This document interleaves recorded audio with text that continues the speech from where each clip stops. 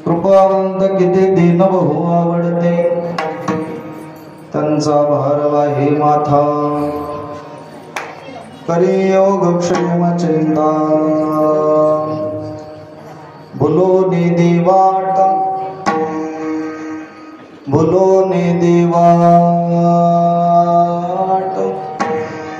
करी धरून दावी नीट, त्यांचा भारवा हे माथा करी योग क्षेम चिंता। तुका म्हणे जीवे तुका म्हणे जीवे अनुसरल्या एक भावे, त्यांचा भारवा हे माथा करी योग क्षेम चिंता। पांडुरंगा करो प्रथम नमन दुसरे चरण संतांच्या, त्यांच्या कृपादाने कथेचा विस्तार। बाबाजी सद्गुरु दास तुका मनोजवं मारुततुल्य वेगं, जितेन्द्रियं बुद्धिमतां वरिष्ठं, वातात्मजं वानरयूथमुख्यं श्रीरामदूतं शरणं प्रपद्ये। अधिष्ठान जेथे प्रतिष्ठान देखा, तिथे जन्मला तो गुणातीत एका। जयाचे निनामे चुके जन्म व्यथा,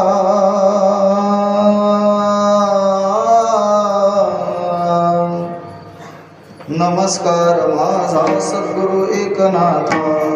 आत्मरूप गणेशो केलिया स्मरण, सकळ विद्यांचे अधिकरण तेचे बंधू श्री चरण श्री गुरूंचे। जयांचनी आठवे शब्दसृष्टी अंगवे, सारस्वत अगवे जवेसे। वक्तृत्वा गोडपणे अमृतादे पारुखे म्हणे, रस होते ओळंगणे अक्षरासी। भावाचे अवतरण अवतारविते खूण, हाता चढे संपूर्ण तत्वबोध। श्री गुरूंचे पाय जय हृदय गिवसून ठाय, तै एवढे भाग्य होय उन्मेखासी।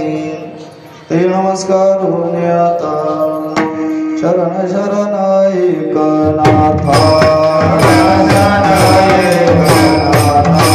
शरण शरण एकनाथा।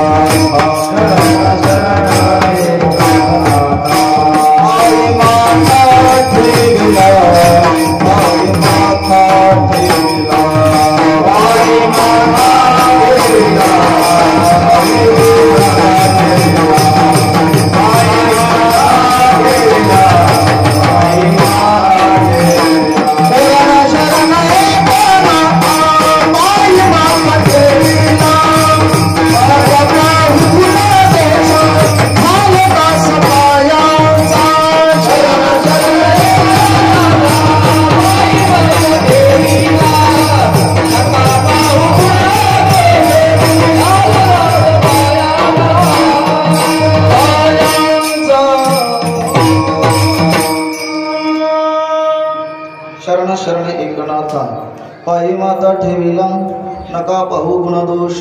झालो दास पायांचा कृपावंत किती दीन बहु आवडते, त्यांचा भारवा हे माथा करी योग क्षेम चिंता। प्रस्तुत इकोनो सिंगल कडक प्राप्त प्रसंगी प्राप्त स्थळे मौजे बहुला या पवित्र पावन अशा भूमीमध्ये, हनुमंतरायाच्या पवित्र अशा प्रांगणामध्ये आणि आपण सर्व भाविक भक्तांच्या समोर चिंतनाकरता निरूपणाकरता घेतलेला अभंग महाराष्ट्रातील देवाचे सुप्रसिद्ध साधू जगद्गुरु श्री संत तुकाराम महाराजांच्या गाथ्यातील 4 चरणाचा अभंग असून, जगद्गुरु श्री संत तुकाराम महाराज या अभंगामध्ये भगवंताच्या कृपा वैभवाचं वर्णन करतात। विडाला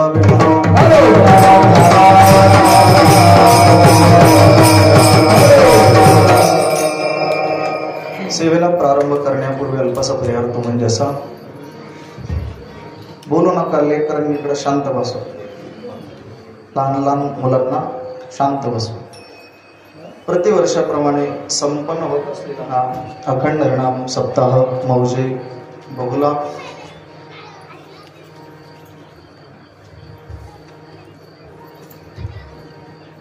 वैकुंठवासी गुरुवर्य ज्ञानेश्वर माऊली त्रिशूर पिंपरीकर, वैकुंठवासी गुरुवर्य रामकृष्ण महाराज गावकर, वैकुंठवासी सदाशिव महाराज कबीर यांच्या कृपा आशीर्वादाने या ठिकाणी सर्व साधू संतांच्या कृपेने भगवान बाबांच्या ग्रामदैवत हनुमंतरायाच्या कृपा आशीर्वादाने या ठिकाणी संपन्न होत असलेला हा अखंड हरिनाम सप्ताह आणि 40व्या वर्षामध्ये पदार्पण केलेला हा भव्य दिव्य असा अखंड हरिनाम सप्ताह, भव्य ज्ञानदान तथा भव्य अन्नदानाचा हा सोहळा मौजे बहुला. बऱ्याच वर्षापूर्वी मी इथे सेवा केलेली, नैमित्तिक असेल काही वर्ष श्रद्धाच्या निमित्ताने का काहीतरी, म्हणजे मी नाथ महाराजांच्या मंदिराचं भूमिपूजन करण्याच्या अगोदरच केलेली. इथे एक सेवा झालेली माझी, तुम्ही मला ओळखत असेल किंवा नसेल, पण एक सेवा माझी इथे झालेली हा मंदिरात केलेली, हनुमंतरायाकडे अशी तोंड करून केली. माझ्याकडे आलेली याची सेवा आमचे परमस्नेही श्री हनुमंतराव ठोंबरे, आपल्याच गावचे, ते साळेगावला स्थायिक असतात. म्हणून गेल्या वर्षी प्रयत्न केला, परंतु गेल्या वर्षी आपलं नियोजन झालं. म्हणून त्यांच्या प्रेमाने आणि त्यांच्या शब्दाला मान राखून आपण सर्वच संयोजक मंडळी, सप्ताहातील असतील गावकरी मंडळी, सर्व तरुण मंडळी, सर्वांच्या प्रेमाने स्नेहाने आलेली सेवा विडाला.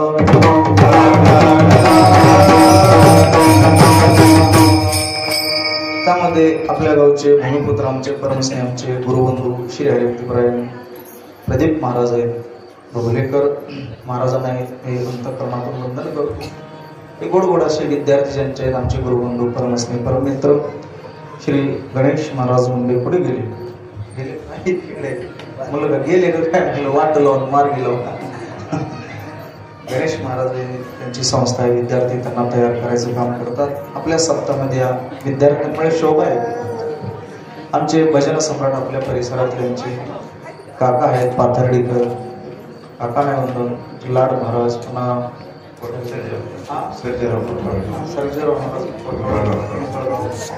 सगळ्यांना वंदन करतो. माझ्याबरोबर आले आमचे मान्य श्री अशोक पप्पा भांगे सातेकळकर,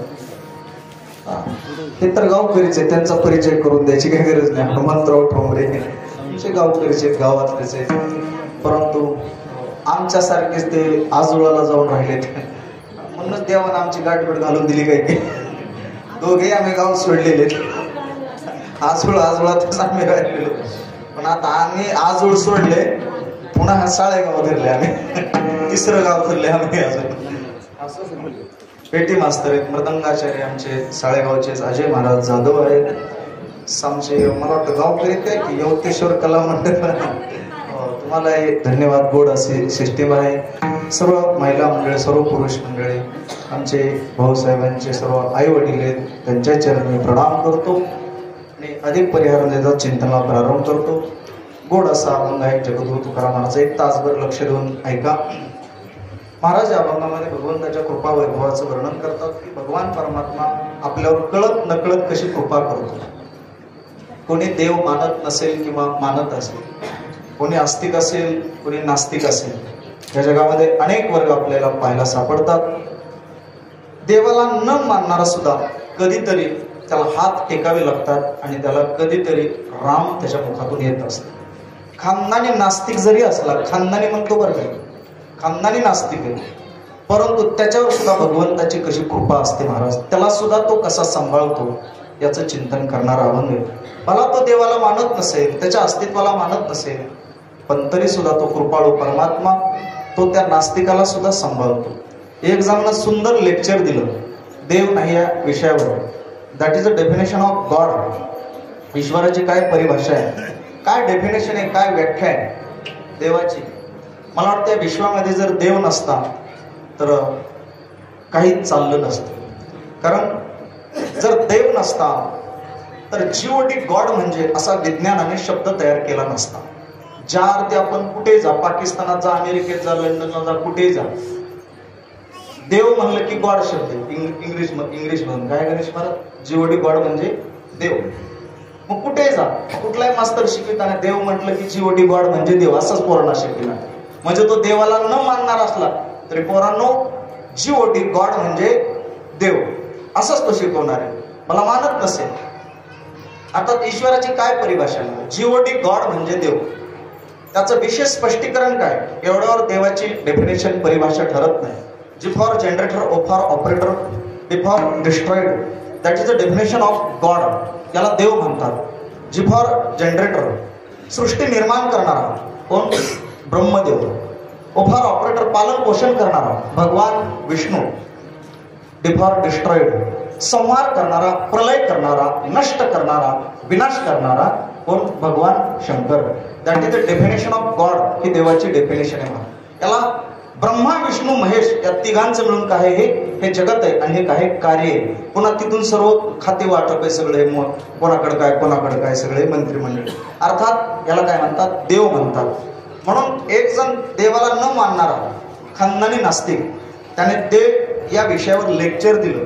म्हणजे देव नाही या जगामध्ये, देवच नाही असं त्याने पटवून द्यायचं ठरवलं. 1 तासभर सुंदर व्याख्यान दिलं. आता मी तुम्हाला व्याख्यान देणार आहे, देव आहे हे पटवून सांगणार आहे. आणि त्याची कृपा आपल्या सगळ्यांवर कशी आहे, म्हणून आपण चालतो, बोलतो, खातो, पितो, जगतो, हे तुम्हाला पटवून सांगणार आहे. पण त्याने काय पटवून दिलं? देवच नाही या विश्वामध्ये, काय नाही, देवच नाही असं त्यानं पटवून दिलं. 1 तास लेक्चर दिलं, व्याख्यान दिलं. आणि तो नास्तिकच होता. त्याला व्याख्यान झाल्यावर काही सज्जन माणसं भेटले आणि म्हटले, काय कमाल आहे तुमची, खरंच तुमचं व्याख्यान ऐकून असं वाटायला लागले की या जगामध्ये पप्पा देवच नाही, असं वाटायला लागले. तुमचं व्याख्यान ऐकून देवच नाही, आज आम्हाला सुद्धा खरं वाटायले. कशाचा देवन धर्मन काय वगैरे बिगर काम आहे, टाळ वाजणार, याला काय काम आहेत काय? आम्हाला सुद्धा वाटायला लागले की देवच नाही. बरं, एका प्रश्नाचं उत्तर द्या. तुम्ही देव नाही या विषयावर सुंदर व्याख्यान दिलं, हे तुम्हाला कसं काय जमलं? कसं काय जमलं? ते मला हा देवाचीच कृपा आहे. कळलं का तुम्हाला? काय म्हणला? देवाचीच कृपा आहे. आता नाही कायला कुठ काढला पाहिजे. म्हणजे देव नाही हे सुद्धा कोणाच्या सत्तेने सांगतो? त्याच्या सत्तेने सांगतो.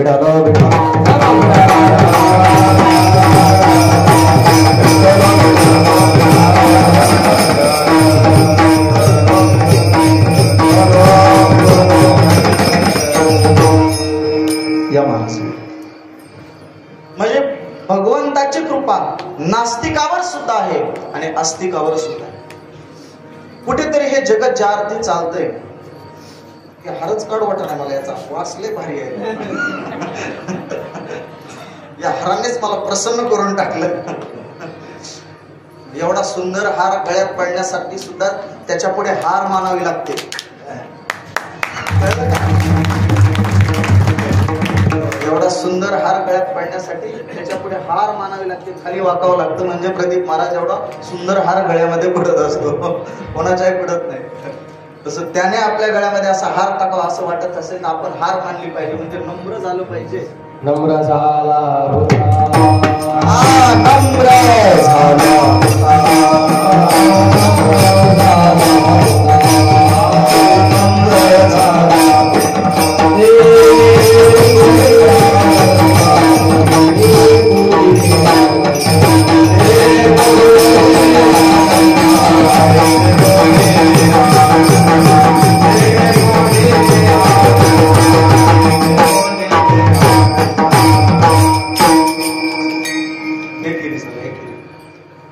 चांगली पाळी टाकली तरी पेरणी करता येत असते. पाळी टाकणारा चांगला पाहिजे.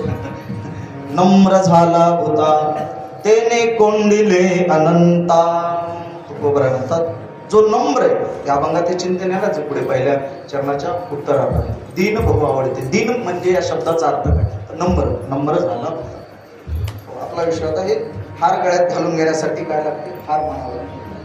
आता मी हार काढत असते पण ठेवतो, मला जोपर्यंत ठेवत मला प्रसन्नता वाटते. नाही तर हार इतक्या वेळ ठेवत नाही. बरेच हार असे ओले असतात, कसे ओले असतात आणि ते ओले हार काय करतात? आपले असे कार इस्त्रीचे कपडे सुद्धा खराब करून टाकतात.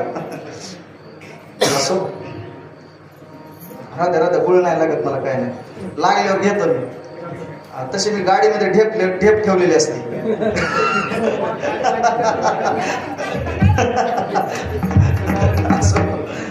आपलं विनोदाचा भाग आहे.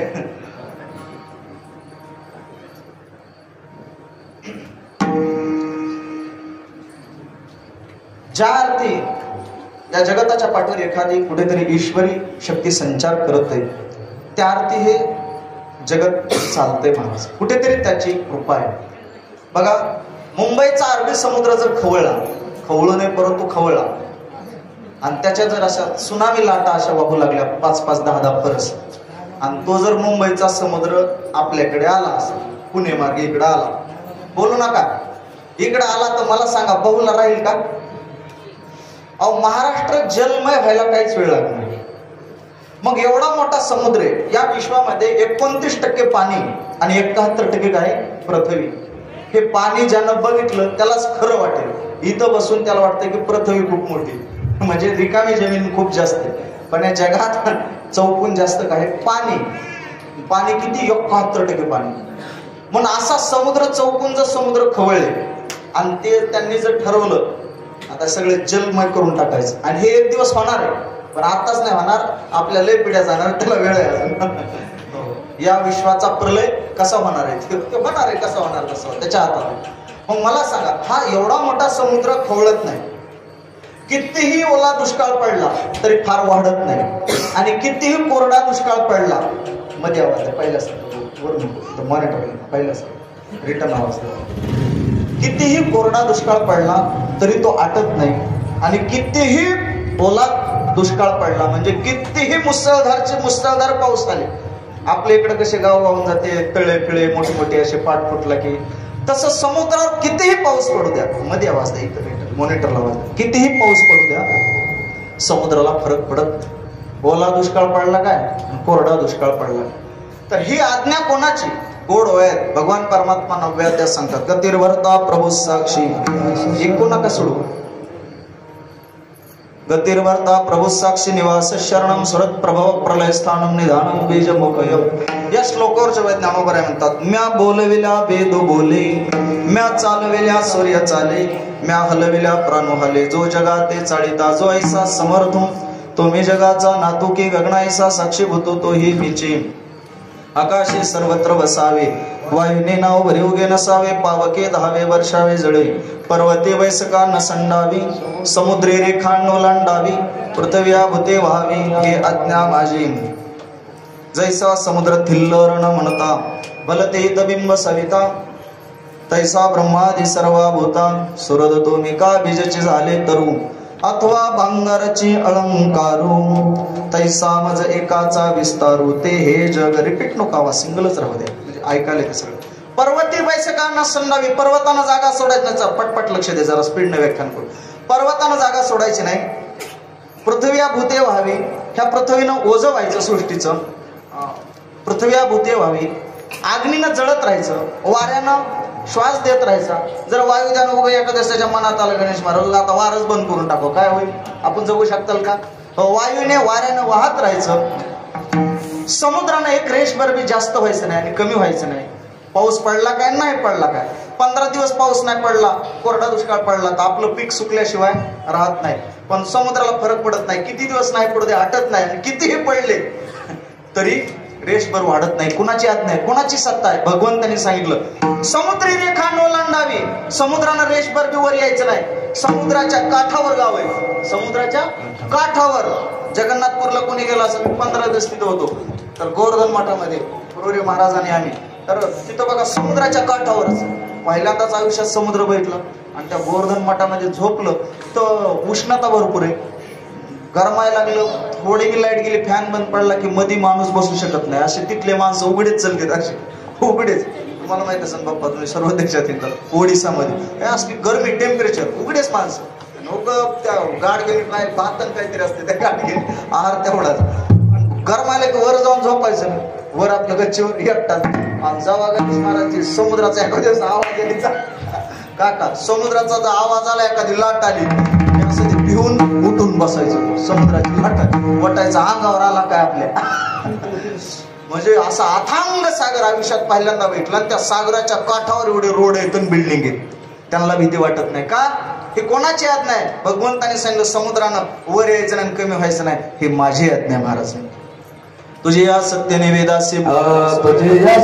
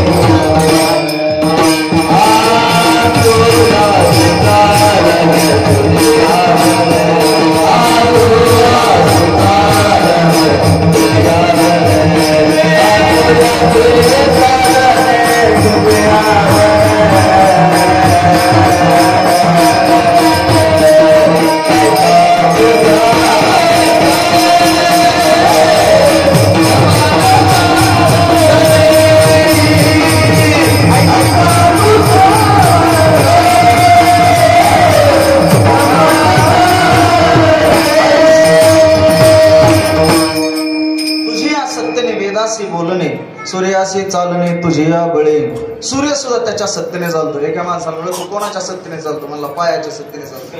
कोणाच्या? पायाच्या सत्तेने चालतो म्हणला. देखवी ऐकवी एक नारायण तयाचे भजन चुकवू नको. चाले हे शरीर कोणाचे सत्ते कोण बोलावे ते हरिवीना. म्हणजे नास्तिक जरी असला तरी परमात्मा त्याच्यावर कृपा करतो महाराज.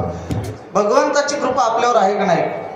आपल्या गुरुची कृपा आपल्यावर आहे का नाही? कसं ओळखायचं? सोपी व्याख्या महाराज. एखाद्या संकटातून तारण्याची सद्बुद्धी आपल्याला प्राप्त झाली की समजायचं भगवंताची माझ्यावर कृपा आहे. आणि एखाद्या संकटातून तारण्याची आपल्याला सद्बुद्धी प्राप्त नाही झाली, आपल्याला दुर्बुद्धी प्राप्त झाली, पतनाकडेच आपल्याला न्यायला लागली की समजायचं आपल्यावर अवकृपा आहे.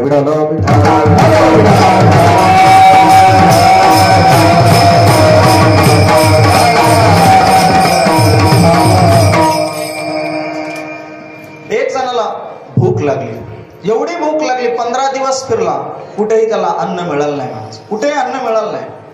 एक वारकरी होता, बवल्यासारखं गाव, आणि असंच वारकऱ्याचे घर, आणि त्या वारकऱ्याच्या दारात गेला. खूप भूक लागली, 15 दिवस झाले, पोटामध्ये भुकेचा डोंब उसळलेला आहे. घरामध्ये एखादी भाकर असेल का? वारकऱ्याचंच घर, त्याला घरात घेतलं, पात्र त्याच्या समोर टाकलं, मुखामध्ये तो घास घेणार. तेवढ्यात वारकरी म्हटला, माझ्या घरामध्ये देवाचं नाव घेतल्याशिवाय मुखामध्ये घास घेण्याचा अधिकार नाही. जर कवळो कवळी नाम घ्यावे गोविंदाची. आपल्या संतांनी आपल्याला जर घासाला भगवंताचं नाव घ्यावं असं सांगितलं असेल तर घासाला राहू द्या, पण कमीत कमी पहिला घास मुखामध्ये घेण्याच्या अगोदर तरी नाव श्लोक म्हणावं. वदनी कवळ घेता नाम घ्या श्री हरीचे, सहज हवन होते नाम घेता काज. जीवन करी जीवित्वा अन्न हे पूर्ण ब्रह्म, उदर भरण नव्हे जाणे जय यज्ञ कर्म. केवळ हे पोट भरणं नाही तर हा एक यज्ञ आहे. काय? जेवण करणं म्हणजे यज्ञ आहे. मी हे तुला समर्पित करतोय, त्याचा असा भाव आहे. वारकरी म्हटला घे देवाचं नाव आणि मग जेव. तो म्हटला कुठला देवण काय रे? कुठला देवण काय? तुमचा जर देव असताना तर 15 दिवसापासून मी अन्न मागत हिंडतोय, कुठे मला सोय केली नाही, दिले जेवण दिलं नाही. त्याला देव असतात. तुम्हाला असं बोलू नका, असं बोलू नका. वारकरी म्हटला तुला देवाचं नाव नाही घ्यायचं माझ्या घरामध्ये. चल चालता हो म्हटला, नीट उठ म्हटलंय तू, उठ.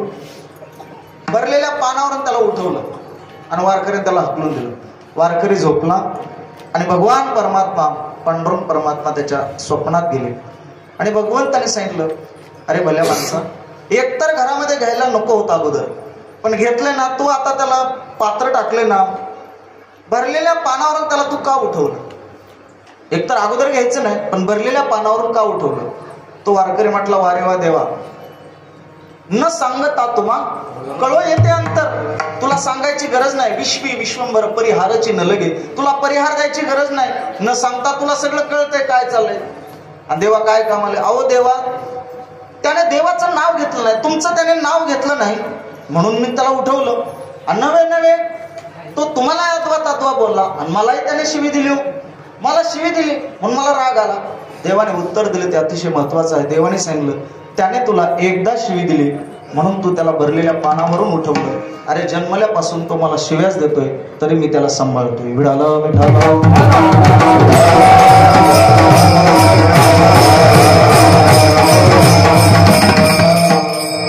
जन्मल्यापासून मला तो शिव्या देते. कधी मला माझं त्यानं दर्शन घेतलंय, माझं नाव घेतलंय, तरी मी त्याला सांभाळतो ना. तू का त्याच्यावर रागावला? अर्थात जो देवाला मानत नाही तरी सुद्धा परमात्मा महाराज त्याला सांभाळतो सगळ्यांना सांभाळतो. भजन करणारा सांभाळतो, नाही करणारा सुद्धा सांभाळतो. फक्त त्याची कृपा आपल्यावर आहे का नाही हे कळण्यासाठी ज्ञान लागतं. काय लागते? ज्ञान लागतं. ओसी तो जगासी एकला रे, ओसी तो जगासी एकला रे, ओसी तो जगासी एकला रे, गोविंदेली बाळा अरे नागवीसी कृपा देवासी अरे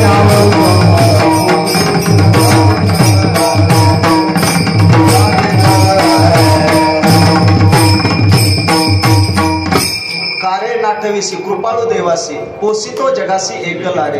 कोणी केली बाळा दुधाची उत्पत्ती वाढवी श्रीपती सवेत. असा आहे तो आपला.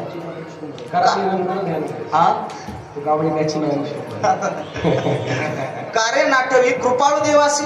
तो कसा आहे? कृपाळू. कृपावंत किती? तो कसा आहे? कृपाळू. आणि अशा कृपाळू भगवंताचं तू चिंतन का करत नाही? तुला एवढा सुंदर जन्म दिला भगवंताने. कारे नाठविसी सगळ्यांना आठविसी पण त्यालाच का आठविसी? सगळे तुला आवडतात पण तोच का तुला आवडत नाही?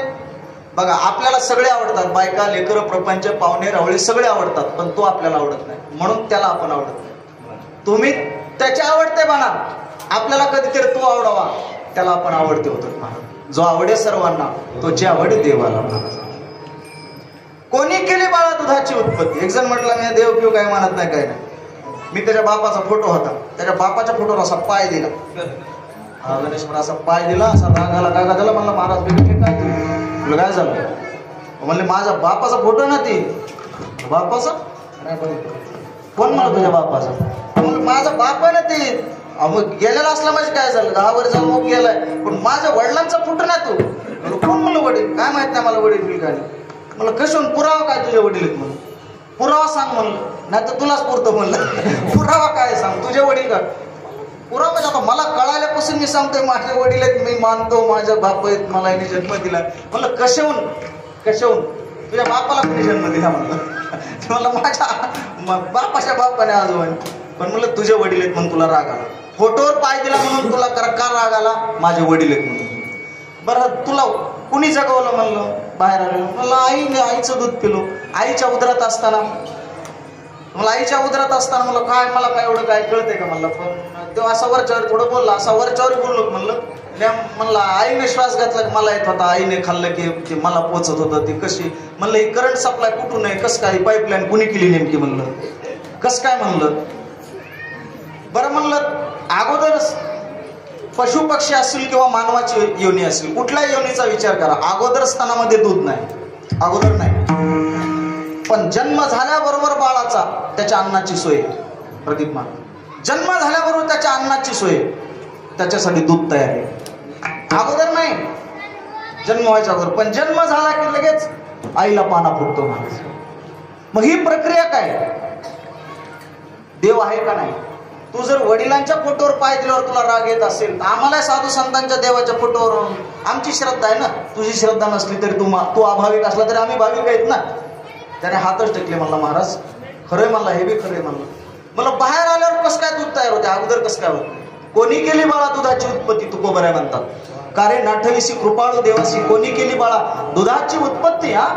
हे बघा विज्ञान किती प्रगत झालं तरी 3 गोष्टीचं उत्तर अजिबात देऊ शकत नाही. ओरिजिनल सागराची खोली विज्ञानाला अजून कळली नाही.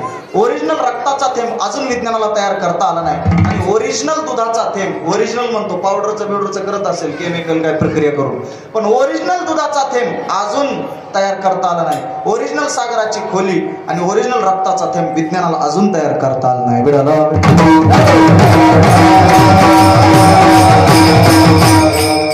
म्हणजे जगत किती प्रगत झालं, जिथे विज्ञान संपतं तिथे अध्यात्माला प्रारंभ होतो महाराज, तिथे अध्यात्माला प्रारंभ होतो. म्हणून भगवंताची कृपा नकळत जाणता अजाणता सगळ्यावर त्याची कृपा आहे महाराज, सगळ्यावर त्याची कृपा आहे. अरे त्याने कृपा केलं तुम्हाला, तुमचा देव कशाचा देव कुठून आणला होता? त्याच्या मनात आलं तो काय करीत नाही. म्हणलं काय करीत नाही म्हणजे? अरे त्याच्या मनात आलं तुझ्यासारखा भिकारी सुद्धा राजा करतो, आणि त्याच्या मनात आले लगेच राजाचा भिकारी सुद्धा करतो. तुका म्हणे आले समर्थाच्या मना जरी होय राणा रंग त्याच्या. हे आमच्या हनुमंतरायासारखे बघा, हे तुमच्या गावचे भूमिपुत्र यांना टाळ घेऊन करायला पहिल्यांदाच बघितलं असेल तुम्ही सगळ्यांनी. भाऊसाहेबांना टाळ घेऊन उभारलेलं हे व्यक्तिमत्व पहिल्यांदाच तुम्ही बघत असताल. आता जरी ते जन्मापासून तिकडेच असले, जास्त कोणाच्या बघण्यात नसले, त्यांच्या तुम्ही बघण्यात नसताना, पण ते तुमच्या गावचे येतं, आकांचे चिरंजीव येतं. पण बघा ते टाळ घेऊन आज पहिल्यांदा उभारले तिथं. नाही माझे नाही उपकार, हे त्यांच्यावर झालेली भगवंताची कृपा आहे. काय भगवंताची कृपा महाराज, की त्यांचं पुण्य फळाला आलं. एवढी सोपी गोष्ट नसते महाराज व्यक्तीमध्ये परिवर्तन आणि बदल होण्याचं. संगती सगळ्या गोष्टी योग घडून यावा लागतो, आणि शेवटी तो कृपेला पात्र ठरावा लागतो. त्याची पात्रता तयार झाल्याशिवाय त्याच्यावर कृपा होत नसते. अंतकरण कृपा, शास्त्र कृपा, ग्रंथ कृपा आणि संत कृपा, त्या कृपेला ते पात्र ठरले म्हणून देवाने नाथ महाराज त्यांना इथे टाळगुण उभा केले. कुणावरही कृपा होत नसते, त्या कृपेला सुद्धा तो लायक ठरावा लागतो हळूहळू. म्हणून अर्थात ही कृपा तो परमात्मा सगळ्यावर करत असतो महाराज. आपल्यात बदल झालेला ते फक्त कळावा लागतो. परमात्मा एवढा कृपाळू महाराज. अरे जी पुतना मावशी स्तनामध्ये विष भरून आली भगवंताला मारण्यासाठी कृष्ण परमात्माला, पण तिला माहित नाही विष ज्याला मारायला चालले तो किती दिलदार आहे, की जी भक्ताला जागा दिली तीच जागा मला देणार आहे. मारून का होईना परंतु मला मुक्त करणार आहे, पुन्हा मला जन्माला घालणार नाही दुःख रूपी सागरात. म्हणून भक्ताला जी जागा दिली तीच पुतना मावशीला भगवंताने जागा दिली. एवढा कृपाळू. जर राक्षसाचा उद्धार करत असेल, त्याच्यावर कृपा करत असेल देव, तर भक्तावर का करणार नाही? तो एवढा कृपाळू महाराज. तेषाम हम समुद्रता मृत्यू संसार सागरात भवामी न चिरात पार्थ मय्या वेशित चेतसाम. जन्म मृत्यूच्या लाटी झळंबती या सृष्टी, ते देखो निया पोटी ऐसे झाले. भव सिंधूचे नि माझे कवनासी धाकून उपजे, येत जरी की माझे भीते ह. म्हणून निघा पांडवा मूर्तीचा मेळावा, करुणी त्याची गावा धावतो आलो. नामाची सहस्त्रवरी नावाया वदारी, सजोनिया संसारी तारू जाहलो. भगवंताची 1000 नावं या नाव आहेत. काय? विष्णू सहस्त्रनाम हे 1000 नाव आहेत. 1000 नाव आहेत. जो या नामरूपी नौकेमध्ये बसेल, मध्ये आवाज येणार, जो या नामरूपी नौकेमध्ये बसेल त्या नावेचा नावाडी स्वतः देव बनलेला आहे. ती नाव आईलं तीरावरून पहिलं तीरला नेण्याचं काम कोण करतो? देव करतो. फक्त नामरूपी नौकेमध्ये बसलं पाहिजे आणि त्याला नामाची गोडी लागली पाहिजे. नामामृत गोडी वैष्णवाला धली, योगिया साधली जीवन कळा. ज्ञानोबा म्हणतात एकदा त्या नामाची गोडी लागली आणि तो या नामरूपी नौकेत बसला, बस ती नौका कडेला न्यायचं काम परमात्मा करतो. त्या नावेचा नावाडी स्वतः तो बनतो. एवढा कृपाळू माझा भगवान परमात्मा. तुका म्हणे हा कृपेचा सागर,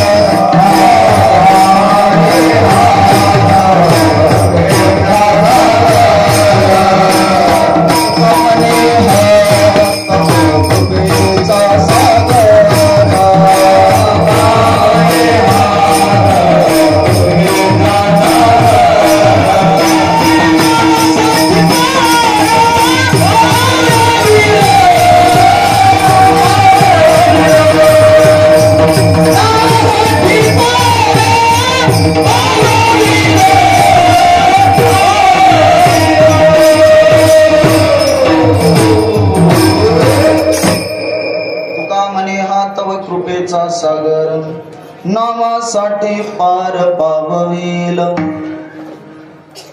आम्हास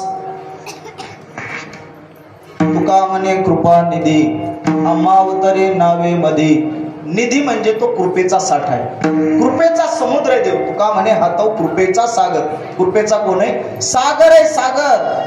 म्हणून त्याच्या कृपेची खोली काढू शकत नाही. सागरा एवढी अथांग त्याच्या कृपेची खोली, म्हणून तो विटेवर उभारलेला आहे. कशासाठी? असा विटेवर उभारलेला देव जगात नाही, कुठंच नाही. कुठेही जा लांबून देवाचं दर्शन आहे. असं गोळका सोडते तर लांबूनच बघायचं. पण कुणी जा मूड पापी जैसे तैसे उतरी काशी लावून, कुणी जा पापी जा अभक्त जा भक्त जा, कोणी जा आमचा पांडुरंग परमात्मा तिथं उभारलेला आहे. वाट पाहे उभा भेटीची आवडी, कृपाळू तातडी उतार. आणि तो उतावळी झालाय, माझ्याकडे केव्हा भक्त येतील आणि मी त्यांचा उद्धार करेन. म्हणून उद्धार करण्यासाठी तो विटेवर उभारलेला आहे, अखंड विटेवर. असं जगात कुठेही जा. अहो काशीची काय आहे, काशीची यात्रा आहे. काशीला गेला तर काय, काशी विश्वनाथाची प्रदीप महाराज यात्रा आहे, जत्रा आहे. पण वारी कुठली बी नाही, वारी फक्त पंढरपूरची. यात्रा जत्रा कुठे भेट महाराज, येरमाळ्याची जत्रा आहे, सगळे जत्रा आहे, कुठेही जत्रा आहे. पण वारी म्हटलं की फक्त जगात पंढरपूरची वारी. आणि त्या वारीचा वारकरी ती फक्त महाराष्ट्रात आहे, देशात सुद्धा नाही. वारकरी आणि वारकरी ज्याने विकारावर वार केले, ज्याने वाईट क्रोधावर व्यसनावर वार केले, तो कोण आहे, वारकरी. आणि असा वारकरी जर एकदा त्याच्याकडे गेला वारीसाठी महाराज, तर मी काशीचं सांगत होतो, काशीला गेल्यावर काशी विश्वनाथाचं दर्शन घेतल्यावर तो आपल्याला संतुष्ट करेल, पण आपल्या चित्ताचा विचार करणार नाही. पण पंढरपूरला गेला तर माझा परमात्मा एवढा कृपाळू, कुणी घ्या पापी जा पुण्यवान जा, कुणी जा त्याच्या हृदयाचा, चित्ताचा, त्याच्या स्थितीचा, त्याच्या स्थैर्याचा विचार करतो. म्हणून जगात असं कुठंच नाही. म्हणून देवा तुम्ही असेच उभे राहा, तुम्ही खाली बसू नका, कमरेवरचे हात तुम्ही डोक्यावर घेऊ नका, तुम्ही असेच उभे राहा, याच्यात बदल काहीच करू नका. हेच रूप आम्हाला एवढं आवडतंय. आता दृष्टी पुढे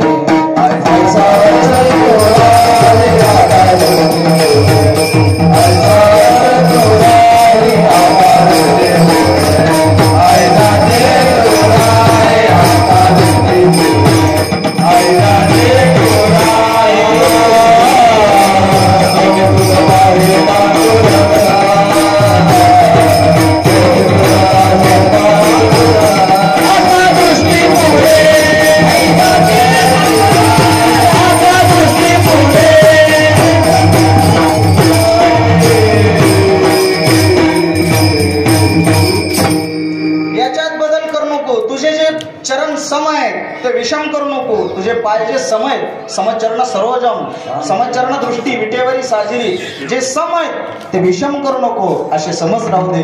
तुझे हात जे कटेवर आहेत देवा, ते कटेवरच राहू दे. तुझी जी समदृष्टी समज राहू दे, त्याच्यामध्ये भेद करू नको. कारण तू कसा आहे, तुझं वर्णन केलंय, समोहम सर्वभूतेषु न मे द्वेष्यस्ति न प्रियः. भगवंताला कोणी प्रिय नाही आणि कोणी आपलं नाही, कोणी द्वेष्य नाही आणि कोणी प्रिय नाही. भगवंताला जे जातील ते सारखेच आहेत. म्हणून तो असाच उभा राहा. आणि हेच तुझं सुंदर रूप आम्हाला किती आवडतंय. सुंदर ते ध्यान, कोणतं ध्यान, ते ध्यान, सुंदर ते ध्यान, उभे विटेवरी करकटावरी ठेवनिया, तुळशी हार गळा कासे पितांबर, आवडे निरंतर हेच ध्यान, चकारात्मक हेच ध्यान आम्हाला आवडतंय. दुसरं ह्याच्यात बदल काय करू नको. मकर कुंडले तळपती श्रवणी, कंठी कौस्तुभ भवनी विराजित, तुका म्हणे माझे हेच, तुकोबराय म्हणतात चकारात्मक, हेच सर्व सुख, हेच माझं सर्व सुख आहे. आणि मी पुन्हा पुन्हा पाहीन श्रीमुख, पुन्हा पुन्हा हेच मुख मी पाहण्यासाठी उतावीळ झालोय. म्हणून पाहता श्रीमुख सुखावले सुख, डोळ्याची भूक नवजे माझ्या. म्हणून असं जगात कुठंच नाही महाराज. उदंड पाहिले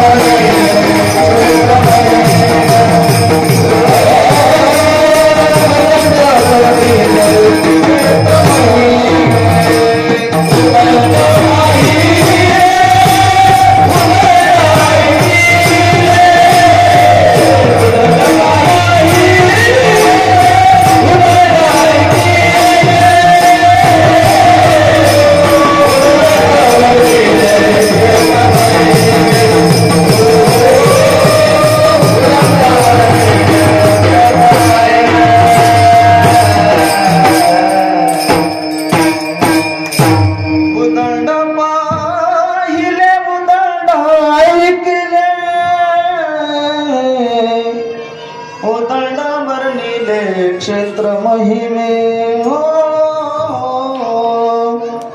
उदंडा वर्णिले क्षेत्र महिमे ऐसे चंद्रभागा ऐसे भीमा तीरा ऐसे चंद्र भागा ऐसे भीमा तीरा ऐसा बिटे मला देव कोठे ऐसा बिटे मला देव कोठे ऐसे संत जना ऐसे हरिचे दास ऐसा नाम घोष सांगा कोठे तुका म्हणे आम्हा अनाथा कारणे पंढरी निर्माण केली देवे केली देवे केली देवे आ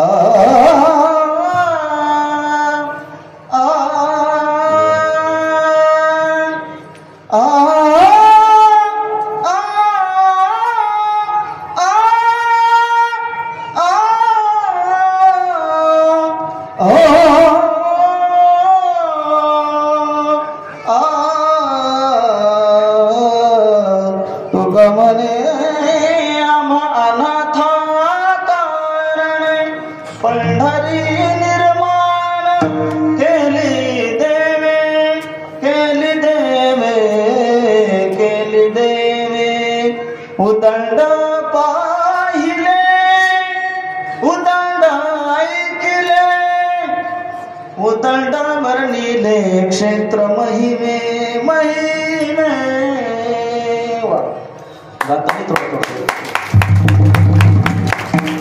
आपल्यासाठी नका टाळे वाजव ज्यांचं ऐकले त्यांच्यासाठी वाजव तुकाराम बुवा गोसावींनी खूप गोड गायलेला आहे अरे तुकाराम बुवाचा अभंग ऐका प्रदीप महाराज एकांतात असावं तुकाराम बुवा गोसावींचा अभंग लावून कानात हेडफोन लावून ऐकाव माणूस रडल्याशिवाय राहत नाही महाराज रडल्याशिवाय राहत नाही आणि त्याच्यावर कृपा झाल्याशिवाय राहत नाही महाराज भगवंताची काय काय करा अरे एवढा तो माझा कृपाळू परमात्मा तुकोबराय म्हणतात उदंड पाहिले असे अनेक क्षेत्र पाहिले ऐकले पण ऐसा उदंड वर्णिले क्षेत्र महिमे पण ऐसी चंद्रभागा आणि ऐसे हरीचे दास ऐसा नामघोष सांगा कुठे ऐसा विटेवर सांगा देव कुठे असं कुठं आहे का जगात कुठंच नाही महाराज म्हणून त्याची कृपा आपल्यावर कशी त्याला पाहिलं तरी बास त्याची आपल्यावर कृपा होते महाराज पाहिलं तरी कृपा होते त्याच्या कृपेची फक्त जाणीव आपल्याला झाली पाहिजे कुठल्याही संकटातून मी मगाशी वाक्य वापरलं तारण्याची बुद्धी आपल्याला प्राप्त झाली सद्बुद्धी प्राप्त झाली समजायचं भगवंताची माझ्यावर कृपा अरे शांतीब्रह्म एकनाथ महाराजांचं आपल्या परिसरात मी मंदिर उभारतो दादांनो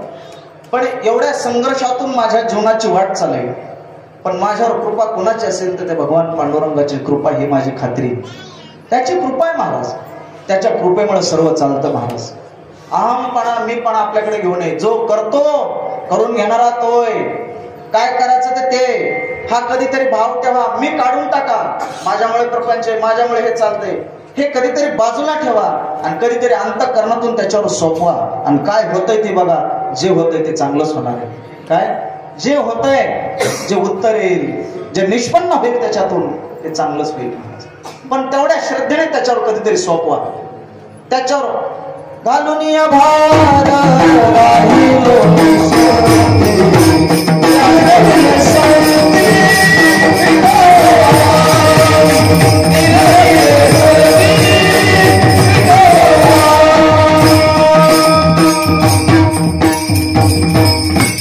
म्हणून तो परमात्मा एवढा कृपाळू घालून या भार राहिलो निश्चिंते संतांनी त्याच्यावर भार घातला आपण भार घालत नाही आणि भार नाही घातल्यामुळे तो आपल्यावर कृपा करतो कृपेचं क्षेत्र काढून घेतो हो मी जर भार टाकला समजा उदाहरणार्थ भाऊसाहेब एखाद्या गोष्टीचा भार टाकून मोकळा राहिलो आणि त्यांना कळलं की ह्या माणसानं आपल्यावर भार टाकले भक्ताला कळलं देवाला भक्ताची खोड कळत नाही का एखाद्या भक्ताला भार टाकलं त्याला कळतो ना त्याचं ओझं उचलायचं की बरोबर ते माणूस त्याचं वजन उचलतो. पण बाहेर टाकायचं शिका. आम्हाला विश्वासच नाही पूर्ण. काय आमचा अर्धा विश्वास आहे. आणि संशयखोर माणसं ही कधी सक्सेस होत नसतात. परमार्थाला गोष्टी आडव्या काय येतात? संशय सगळ्यात मोठा, अविश्वास, संशय, या दोन गोष्टी, अविश्वास आणि संशय. संशय लय बेकार. पूर्ण विश्वास पाहिजे, पूर्ण विश्वास टाक. आता संशय कशाला पाय भरलाय, दुसरा मित्राला भरते कशाने का घरी गेला बकेटवर पाणी टाक जाऊ कीर्तनाला, नाही मला पंक्तीन जीवन आलं जाता जाता कशाला पाय भरलाय आपला घ्या ना काय ना कशाने का भरणार, बकेटवर पाणी टाक घरी गेलो नाहीच मला कशाने भरलाय, मला नेमका संशय चेहलाय काय घेणं का त्यानं संशय नाही. त्यानं पायाचा महाराज हातावर घेतला महिला. आता महिला कशाचा होता कशाला सांगता ती म्हणला तरी बी संशय नाही केला. अरे मला कशाचं काय कळना चालला तर महिला काय झाला लेका लेका लका लका लका सोलापूर जिल्ह्यातला होता तो. पुन्हा त्याने नाकाजवळ आला, त्याला किती संशय आणि पश्चाताप झाला असेल. मी का सांगितलं? संशय ही दुःखाला कारणीभूत. ज्ञानोबा म्हणतात म्हणून संशय होणे थोर अनिक नाही पाप घोर, हा विनाशाची वागुर प्राण्याची. एखाद्यावर संशय ठेवू नका, अविश्वास दाखवू नका, विश्वास ठेवा. तुका म्हणे नाही विश्वास ज्या म्हणे पहावे पुराणे विचार.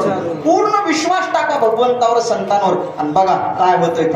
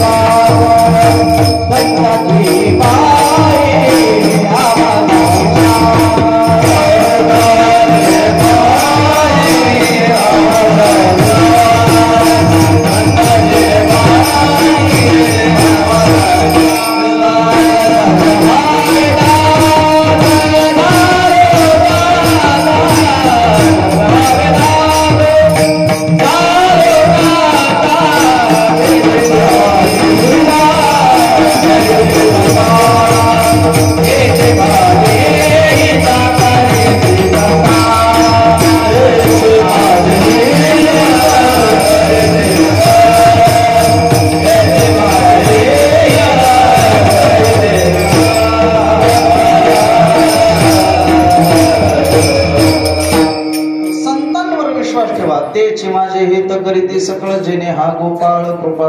त्यांच्यावर विश्वास ठेवल्यावरच जेने हा गोपाळ कृपा. और नाथ महाराज ज्ञानोबराय तुकोबराय संतांचा विचार करणं. अरे नाथ महाराजांना किती संघर्ष करावा लागला.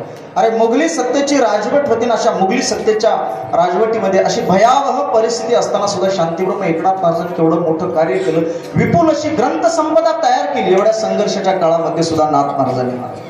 आणि केवळ विश्वास श्रद्धा भगवंतावर टाकून महाराज. म्हणून भगवंताने काय केलं, 36 वर्ष देवनाथांच्या घरी राबला. केवढी मोठी कृपा आहे, केवढी मोठी कृपा आहे. एकही संताच्या घरी देव 36 वर्ष राबला नाही. काटेकोरपणे मोजमाप लावून 36 वर्ष देवाने नाथांच्या घरी चाकरी केली, काम केली. 12 वर्ष नाथ महाराज जर पूजेला बसले, बघा भगवंताची कृपा कशी नाथांवर. पूजेला बसले नाथ महाराज तर देवाने काय करावं, गंधगोळी घ्यावी आणि गंध उघडायचं काम करावं. देवाने श्रीखंड्याच्या रूपाने नांदत होता, गंध उघडावा आणि त्याच्याच हाताने नाथ महाराजांना लावा. काय भाग्य नाथांचे. श्री एकनाथ सदनी माधवजी सर्व काम हे करीतो, स्वकरे चंदन घासी गंगेचे पाणी कावडीने भरितो. कावडीने पाणी जागी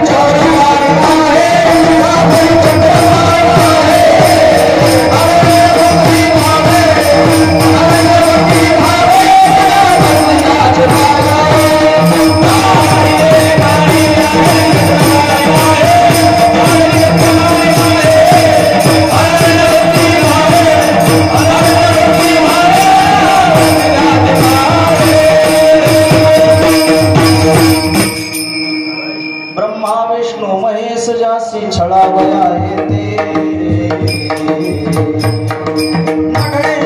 निष्ठा होसी एकात्मता भक्ती. जनार्दनाची कृपा दत्तात्रयाचा प्रसाद हा नाथ महाराजांचा अधिकार आहे. अरे नाथ महाराज एकनाथ भागवत ग्रंथ काशीमध्ये तिथल्या विद्वान पंडिताने पाण्यामध्ये टाकली तर ती भगवंताने तारली, गंगामयाने तारली महाराज. ही भगवंताची कृपा. 12 वर्ष गंध वळायचं काम केलं. 12 वर्ष नाथ महाराजांचं कीर्तन चालू झालं. आमच्या भगवंताने महाराज कीर्तनात उभा राहावं आणि कीर्तनाला साथ संगत करण्याचं काम देवाने करावं. आमच्या कीर्तनात माणसं नीट साथ करण्यात बोल येते सोडून. होय, आपल्या कीर्तनाला काय कसले आपले कीर्तन. आज माझं भाग्य गणेश महाराजांचे एवढे मोठे विद्यार्थी, किती गोंडस छान छान गोड दिसायला लागले. प्रदीप महाराज आहेत, काका आहेत, तुम्ही सगळे येतात. आणि पुन्हा दुधात सागर आमचे भाऊसाहेब पहिल्यांदा माझ्या कीर्तनात टाळून पाहिजे. किती असं गोड, नाहीतरी असं सगळीकडे मिळत नाही. पण नाथ महाराजांच्या कीर्तनात भगवंताने उभा राहून टाळ गळ्यात अडकून आणि कीर्तनामध्ये साथ संगत करायचं काम भगवंताने करावं. हे दुसरे 12 वर्ष. आणि तिसरे 12 वर्ष महाराज, पहिले 12 वर्ष गंधगोळ्याचं काम, दुसरे 12 वर्ष कीर्तनात साथ संगत करायचं काम, आणि तिसरे 12 वर्ष आता प्रमाण दिले. कावडीने पाणी जागरी चक्र पाणी, दासांचा हा दास श्री हरी, नंदाचा नंदन घासितो नाथा घरी चंदन, कावडीवर कावडी ओतिल्या आणून तातडी विसरला, भक्त सखा मी पण घासितो नाथा घरी चंदन, कावडीवर कावडी ओतिल्या आणून तातडी. ही केवढी मोठी भगवंताची कृपा. अरे 108 वेळा जगन्नाथ महाराजच्या अंगावर थुंकलाव. किती वेळा? 108 वेळा थुंकला. आपल्याला सून बोलली की आपण कपाळाला हात लावतो लगेच, आणि निंदा मोठे की ऐक्याने कपाळ धरून ठाके. आपल्याला पोरग बोलले कपाळाला हात लावतो, मित्र बोलला गावात काय झालं कपाळाला हात लावतो. ज्ञानोबा म्हणतात याला अजून भरपूर ऐकायचं. हा, भरपूर ऐकायचं. 108 वेळा थुंकला. काय मर्यादा असावी एखाद्या सज्जन माणसाला छळण्याची, मर्यादा असावी. पण मर्यादेच्या पलीकडे जाऊन संतांना त्रास केला महाराज. 108 वेळा थुंकून त्याचं तोंड सडलं पान खाऊन त्या यवनाचं. आणि 109व्या वेळेस त्यानं नाथ महाराजांचे पाय धरले. महाराज मला क्षमा कर, तुमचा अधिकार, तुमचं साधुत्व, तुमचं सामर्थ्य. 108 वेळा थुंकून सुद्धा तुम्ही माझ्यावर रागावला नाही. नाथ महाराजांनी त्याला सांगितलं, भल्या माणसा तुझं काही चुकलं नाही, तुझ्यामुळे मला 108 वेळा गंगेचं स्नान घडलं. ही केवढी मोठी कृपा आहे तुझी, केवढी मोठी कृपा आहे तुझी. अर्थात एवढी नम्रता अंगी असावं लागते, तेव्हा त्याची कुठेतरी थोडीशी कृपा होत असते. म्हणून तुकोबराय म्हणतात, कृपावंत किती. तो आपल्यावर कृपा करतो, पण किती करतो? फक्त शब्द वापरला किती, त्याचं मोजमाप सांगितलं नाही. 1 किलो 2 किलो 3 किलो. देव आपल्यावर कृपा करतो सगळ्यावर, पण किती करतो मोजमाप नाही दिलं. कृपावंत किती, तो किती कृपावंत आहे तर किती, त्याचं मोजमाप नाही. आणि मग त्याला कोण आवडतंय? दीन बहु आवडते. त्याला कोण आवडतंय? दीन माणसं जास्त आवडतात. आता तुम्ही म्हणता महाराज तुम्ही असं दोन तोंडी महाराजासारखं का बोलायला लागले? तुम्ही पहिल्यांदा सांगितलं सगळेच लेकरं आवडतात देवाला. कोणी त्याला द्वेष्य नाही आणि कोणी त्याला प्रिय नाही. त्याला कोणी जवळचं नाही, कोणी लांबचं नाही, सगळेच आवडतात. बरोबर आहे, सगळेच आवडतात. पण तरी त्याच्यामध्ये थोडा आपल्याला भेद करता येतो. काही आवडतात आणि काही बहु आवडतात. याच्यातला फरक तुम्हाला सांगतो पुढे चल. दीन बहु आवडते. भगवंताला आवडतात सगळेच लेकर जगातले, पण बहु कोण आवडतात? या बहु आवडण्यामध्ये कोण कोण आहे आणि काय काय लिस्ट आहे? या बहु आवडण्यामध्ये 1 नंबरला माझे माझं आवडते निवृत्ते ते हनुमंतराय. बहु आवडण्यामध्ये सगळ्यात कोण आवडते देवाला? हनुमंतराय महाराज बहु आवडतात. हनुमंतराय हे आमचे हनुमंतरायच आहेत. ते बी आता देवाला आवडायला लागले, संतांना नाथ महाराजांना आवडायला लागलेत. टाळ घेऊन उभारलेत, आता नक्की जास्त आवडणार आणि त्यांच्यावर अजून हनुमंतराय कृपा करणार आहेत महाराज. आता होईल बदल. आता पुढच्या वर्षी सप्त्यात आपल्या षष्टीच्या धोतर दिसते त्यांच्या अंगावर. या वर्षी नेहरू पॅन्ट घातला होता सप्त्यात, पुढच्या वर्षी धोतरच आहे त्यांना. आनंद आहे, आनंद आहे. जर तरुण पिढीमध्ये परिवर्तन होत असेल तर आनंद आहे. बहु आवडतात. दीन बहु आवडती. काही आवडतात, काही बहु आवडतात. बहु कोण आवडतात? बघा, नारद महर्षी फिरत भगवंताकडे गेले. फिरत सहज गेले. देवाने सांगितलं कसं काय आले? नारद महर्षी म्हणले काही नाही, सहज मी आंधळा गा, सहज फिरतो आलो, करू सत्ता कवना बरी, कोठे स्थिर देश व्यसन हे माझा. सहज फिरत आलो म्हणले. देवाने विचारलं कसं काय आला? नारद म्हणतात सहज फिरत आलो. पीटी मास्तर असे बरेच माणसं म्हणतात, हो कसं काय याने केलं? काय नाही जोगदन महाराज, उगा सहज आलो. सहज आलो म्हणतात आणि म्हणतात 100 रुपये पाहिजे होते. आता हे काय सहज नव्हे, हा असे बरेच सहज आलो म्हणतात 500 रुपये पाहिजे होते. नारद महर्षी म्हणले सहज आलो. आता सहज येण्याचं कारण नव्हतं, सहज कोणी कोणाकडे जात नसतो. नारद महर्षी म्हणले सहज आलो आणि बसल्या बसल्या देवाच्या डायनिंग टेबलवरती एक वही होती. नारद म्हटलं असं कशाचं काय वही खातं जमा खातं कशाचं. आता बसल्या बसल्या माणसाला सवय असते बसल्या बसल्या काहीतरी खोडी करायची. तुकोबराचे प्रमाणे माणूस याला जरी बसला हागताई खोडी चळण मोळविता घडी.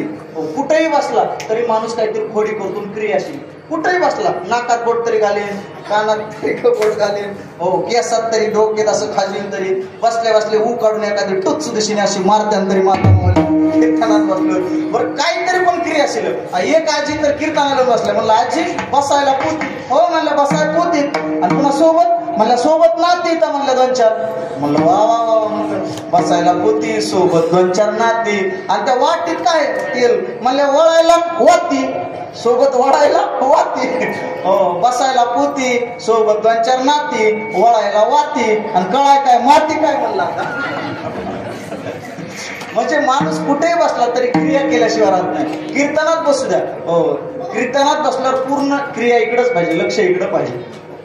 अशी क्रिया नारद महर्षींनी ती वही घेतली बसल्या बसल्या. असं सहजा एखाद्याच्या घरामध्ये बसल्यावर काही उचकापुऱ्या करू नये, पण माणूस बसल्या बसल्या जे काय करणं शक्य ती करतो बसल्या बसल्या. नारद महर्षीने ती वही घेतली आणि वहीचं कपड उघडलो आणि ती यादी होती. यादी कशाची प्रदीप महाराज? भक्ताची यादी होती. अधिकार भेदानुसार त्याच्यामध्ये क्रम लावलेला होता. जसा ज्याचा अधिकार आहे तसा त्याचा क्रमांक, तशी त्याची लेवल दिलेली. मग पहिल्या क्रमांकाला नारद महर्षींचं नाव होतं. पहिल्याच क्रमांकाला काय नारदाची छाती फुगली, वा वा वा वा देवाच्या डायरीमध्ये आणि आपलं नाव वा वा वा. बरं ती डायरी यादी कशाची होती? जो देवाचं भजन करतो, जो देवाचं फक्त भोजन करतो नाही, भजन बी करायचंय आणि पुन्हा भोजनही करायचंय. भोजन बी आपल्यासाठीच आहे पण भजनाला बी असे सगळे यायचं. म्हणून जो देवाचं भजन करतो त्याचं नाव या यादीमध्ये असेल, अशी यादी होती. आणि पहिल्या क्रमांकाला नारदांचं नाव होतं पिंपळगाव, नारद महर्षीचं नाव. आता नारदांना किती आता अशी 36 फुगली. पहिल्या क्रमांकाला आपलं नाव. बरं आता सप्त्याच्या पत्रिकेत आपलं नाव दिसल्यावर पुन्हा पत्रिका काय चाळायची गरज आहे का? पण माणसाला एक खोड असते, अगोदर आपलं नाव आहे का नाही पाहणार आणि पुन्हा परिसरातले कोणाकोणाचे नाहीत बघणार आणि याच्यात त्याला जास्त समाधान वाटणार. तेने सदा चित्ता समाधान नाहीत कोणाचे आणि त्याच्यात त्याला समाधान वाटलं. मग आता नारदांना गरज आहे पण अख्खी वही चाळायला सुरुवात केली. सगळे होते प्रदीप महाराज. 1 नंबरला तर म्हणजे काय मी त्याच्यात येत किरण आहे याच्यात काय शंका नाही. 1 नंबरला आपण म्हणजे 2 नंबरला शुकाचार्य, द्रोणाचार्य, कृपाचार्य सगळे होते. सगळे नाथ महाराज, तुकोबराय, नामदेवराय, चोखोबराय, गोरोबा सगळे सगळे सगळे संत मंडळी होते. पण त्याच्यामध्ये एका भक्ताचं नावच नव्हतं, हनुमंतरायचं. कोणाचं? हनुमंतरायचं. मग आता यांना तर संधी आली की काय त्याला संधी सापड उपेक्षा करायला, हो त्याची निंदा करायला. लगेच सगळे मिळून असे गोळा झाले. माय काय म्हणले, खेळ्या माझी हनम्या शहाणा. कशाचा शहाणा आहे म्हणले, काय नुसता मोठ्याच्या पुढे शेपूट गुळगुळ बेजारे म्हणले. देवाच्या यादीत तुझं नाव नसावं म्हणले, तुझं नाव तरी पाहिजे की नाही. अरे म्हणले कशाची तुझ्यावर कृपा आहे काय म्हणले, काय का म्हणले. देवाच्या यादीत सगळ्याचे नाव आहेत. बरं जागा असताना सुद्धा तुझं कुठं नाव नाही म्हणले, कोपऱ्यात सुद्धा नाव नाही देवाच्या. चल बोल म्हणले. आणि रात्रंदिवस म्हणले काय हनुमंता म्हणले, रात्र कोण जाते म्हणले सीतेचा शोध करा. समुद्रच लागला म्हणले आता 400 गोष्ट काय करावं म्हणले. आता तिथं तेवढ्यात एक पक्षी आता मै खाता हो पुरे बंदर को मै खाता हो. बस झालं सुग्रीव म्हणला आता हे आपल्याला खाताय आणि सीतेचा शोध करायला लागत नाही, समुद्रच लागलाय काय म्हणून आता स्वामीला तोंड दाखव आणि हे खाल्ल्याशिवाय राहत नाही. मै बहुत दिन से भूका हो पुरे बंदर को खाता हो.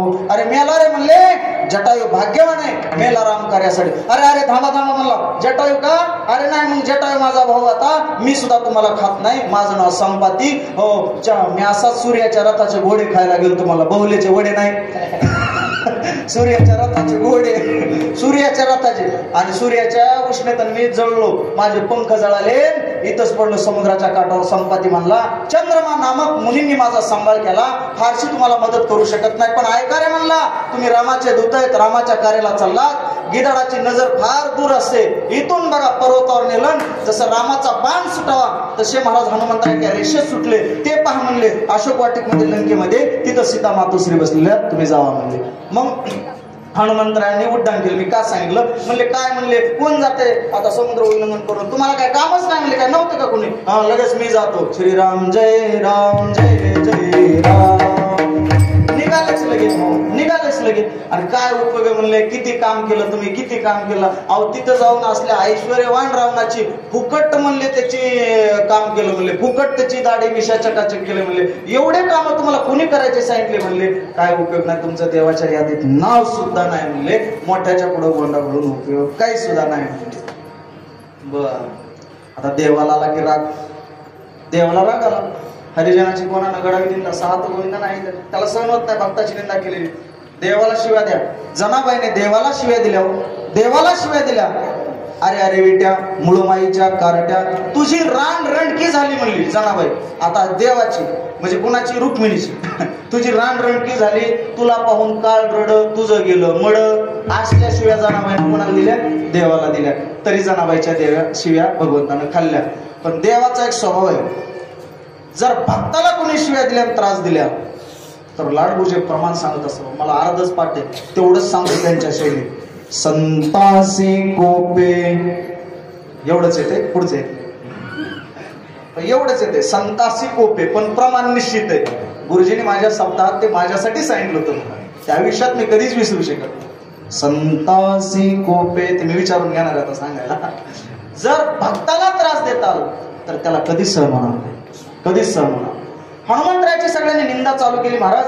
आणि मग पुन्हा फोन केला देवाने नारद महर्षींना, या म्हटले जरा, या काल म्हणले चहा पाण्यावरच गेलाच, आज तुम्हाला श्री बालाजीचा बेत केला. श्री म्हणजे श्रीखंड, बा म्हणजे बालुशाला, म्हणजे लाडूजी म्हणजे जिलेबी. आज कशाचा बेत आहे बाहुल्यामध्ये? आता कीर्तन झालं, काय जेवायला, जेवायला काय आचार्याला काय बरं जाऊ द्या, काय असेल ते.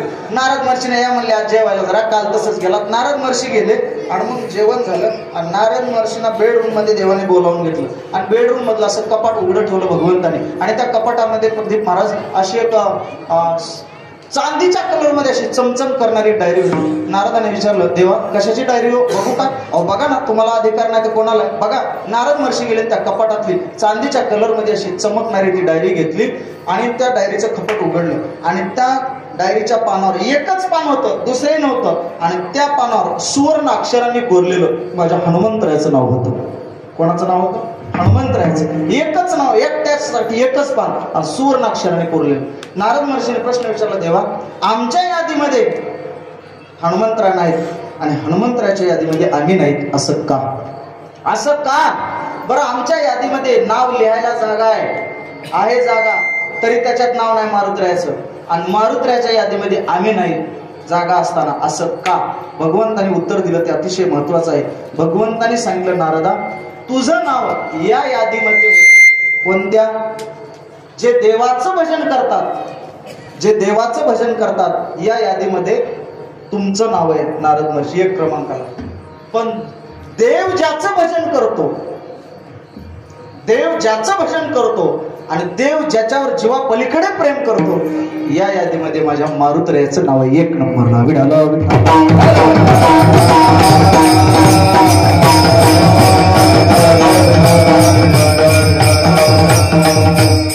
यालाच म्हणतात दीन बहु.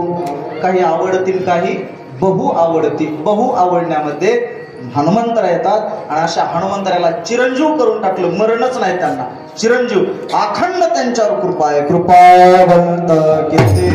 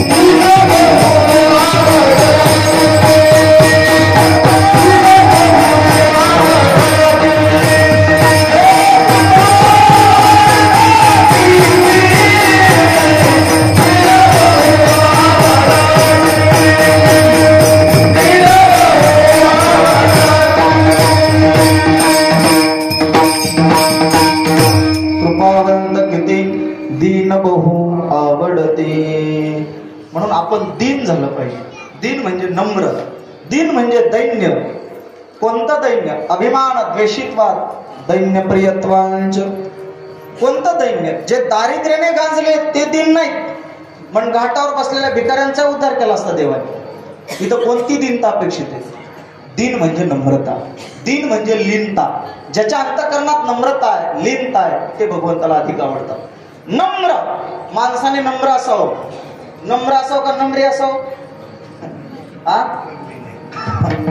माणसं नम्र नसतात, पण नम्री मात्र नक्की असतात. मला वाटतं जे नम्री असतात त्यांना पोलिस कोणतात, आणि जो नम्र होतो तो देवाला कोणतो. धरला पंढरीचा चोर, जनाबाई म्हणते, मी त्याला हृदयात कोणले. कशाच्या जोरावर? नम्रता, लीनता, दया, क्षमा, शांती, संयम हे सद्गुण जिचे वास करतात त्या हृदयामध्ये परमात्मा वास करत असतो. मला तिथे येऊन राहत असतो. म्हणून असे दीन झालेले भक्त बघा, विद्या प्राप्त करण्यासाठी नम्रता पाहिजे, आणि प्राप्त केलेली विद्या ही शोभून दिसण्यासाठी सुद्धा त्याच्या अंगी नम्रता पाहिजे.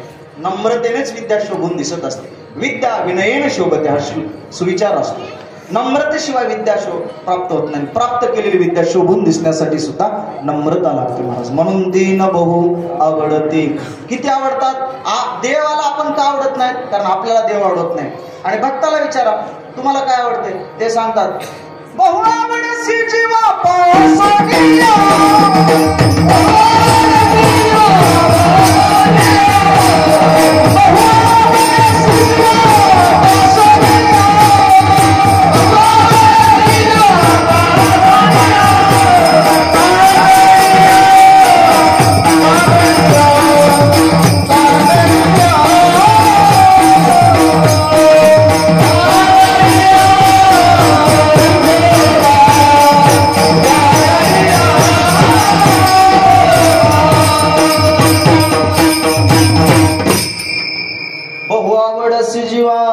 सोनिया कानडिया विठोबा कानडिया.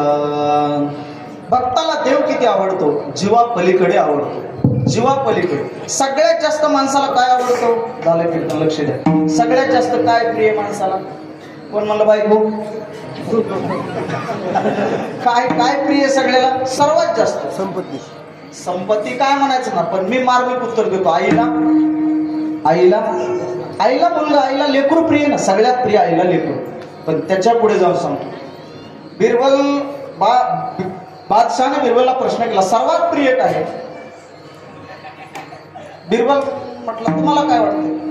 बादशाह म्हटलं, मला वाटतंय की आईला लेकरू प्रिय, त्याच्यापेक्षा जगात काय प्रिय नाही. बिरबलने एक माकडीन घेतली, तिचं पिलू हौदात सोडलं, दृष्टांत देण्यासाठी. हौदात सोडलं, पाणी सोडलं. जसं जसं पाणी वर येऊ लागलं तसं त्या पिलाला वाचवण्यासाठी त्या आईने, माकडीने कमरेवर घेतलं, पाणी आल्यामुळे कमरापर्यंत पाणी आलं की खांद्यावर घेतलं, खांद्यापर्यंत पाणी आलं, तिने डोक्यावर घेतलं. लेकरावर जीव नाही आईचा. पण जेव्हा तिच्या नाकात डोळ्यात पाणी जाऊ लागलं तेव्हा कुठलाही विचार न करता त्या माकडीने जन्मदात्या लेकराला पायाखाली घेतलं आणि ती वर उभारली, हौदाच्या बाहेर निघाली, मरुजा म्हणली लेकरू. म्हणजे सर्वात प्रिय माणसाला काय? स्वतःचा जीव, स्वतःचा प्राण प्रिय. पण संतांना विचारा, हनुमंतराला विचारा, तुम्हाला सर्वात प्रिय काय? सर्वात जास्त काय आवडतंय? ते म्हणतात, जीवे जिया जीवा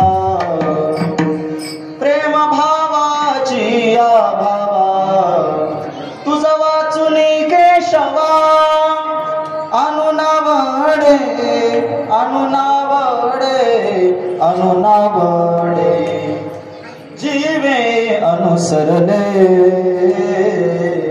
अजुनी कानरे. जीवीची या जीवा प्रेम भावाची या बाबा. जीवाच्या पलीकडे भगवान देव आवडतो भक्ताला. म्हणून देवाला सुद्धा जीवाच्या पलीकडे कोण आवडतो? भक्त आवडतो. विडालो म्हणून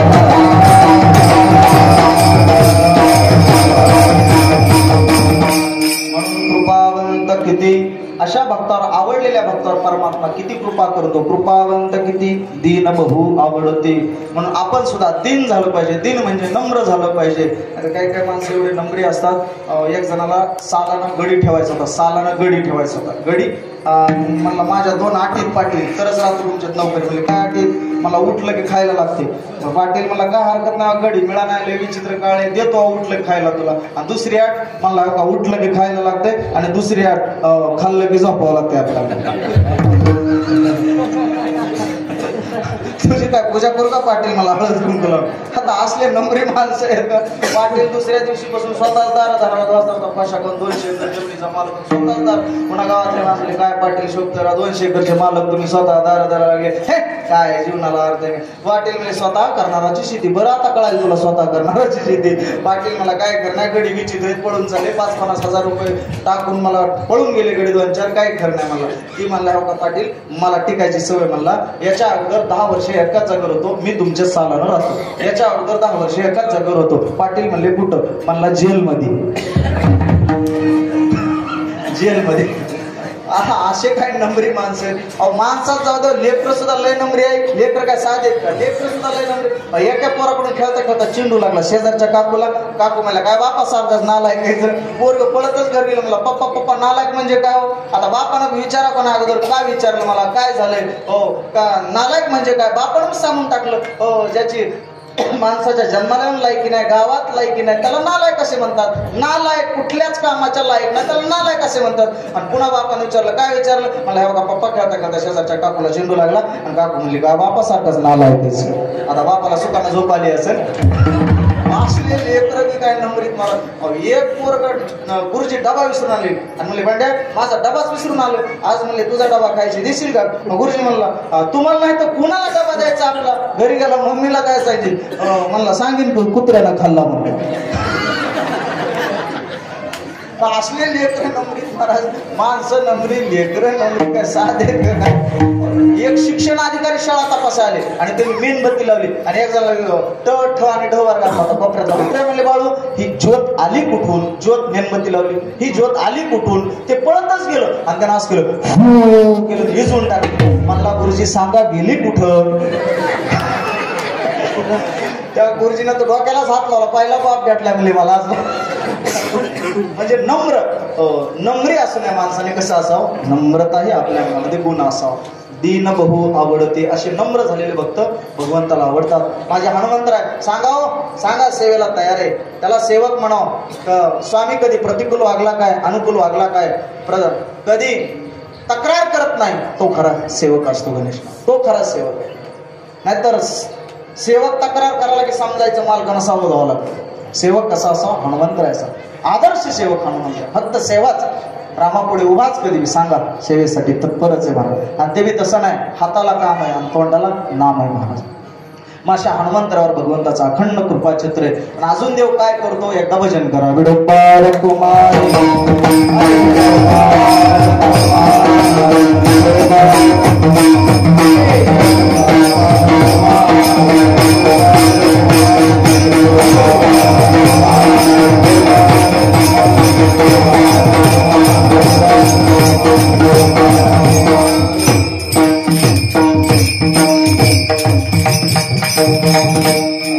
तुम्ही बसलेल्या माणसाने भजन काय आपल्या मनासारखं केलं नाही. भजन केलं पाहिजे ना. आता भोजन माझ्या मनाच्या अपेक्षेपेक्षा खरं पण बसलेल्या माणसाने भजन छान केलं पाहिजे. कुंडली कवरधारणचा गजर करणं, विठ्ठल विठ्ठल भजन करणं, टाळी वाजवणं हे बसलेल्या माणसाचं काम नाही. एवढा वेळ आळसपणा नसू नये. काही काही माणसं अशी आळशी मामा 10-5 आळशी माणसाच्या वाटेवर बसले. 10 जण आळशी होते. एक साहेब चालला होता. मला सगळ्यात आळशी कोण आहे? तुम्हाला काय शोभतं काय? काम धंदा सोडून इथं बसला. सगळ्यात आळशी कोण आहे? 500 रुपये तुम्हाला बक्षीस देतो, हात वर करा. सगळ्यात आळशी कोण आहे? हात वर करा. पटापटा 9 जणांनी हात वर केले. आता 500 रुपये मिळाले. जाऊ द्या म्हणले काय आळशी म्हणून घ्यायला काय फरक पडला आहे. 500 रुपये मिळाले. 9 जणांनी हात वर केले. एक जणांना मामा हातच वर केला नाही. साहेब म्हटले त्याच्याजवळ गेले. म्हणले काय कमाले? अरे सहज असं 500 रुपये मिळत असेल हात वर केला नाही. एवढा आळशी तुझ्यासारखा जगाच्या पाठीवर शोधून सापडणार नाही. दर तुला 500 रुपये. बरं आता 500 रुपये दर म्हणलेच प्रदीप महाराज त्यानं हात तर पुढे कर. त्यानं असं धटिंग होणे असं हाताची घडी मारली. कसं करते साहेबाला टाक खिशेमध्ये टाक. म्हणजे एवढं आळशी होत ते.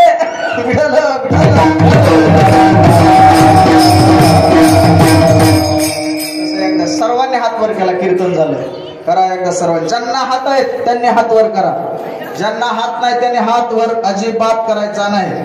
ज्यांना ज्यांना बहुले देवाने हात वर दिले हात दिलेत त्याने हात वर करा, नाही तर पुढच्या जन्मात काय बहल पुन्हा काय सांगता येत नाही. हात वर करा. वा वा, राहू द्या असेच गोड दिसाले आता. भानुदास एकनाथ, भानुदास एकनाथ.